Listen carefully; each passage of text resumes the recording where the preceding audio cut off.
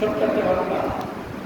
আবু বকর সিদ্দিক রাদিয়াল্লাহু তাআলা আনহুকে আল্লাহ রাসূল বলেন, আবু বকর, বর্তমান তো বিভিন্ন বিশ্বের বড় নেতারা আসতেছে, তাদের সঙ্গে বিভিন্ন চুক্তি করতে হচ্ছে।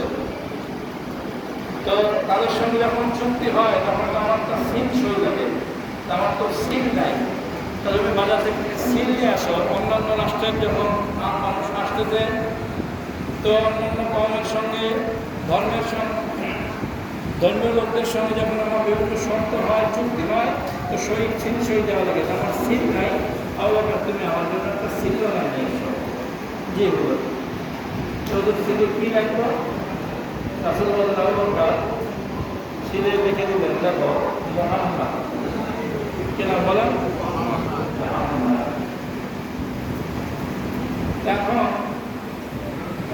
এখানে রাসূল নিজের নাম লেখছেন, কি বলে?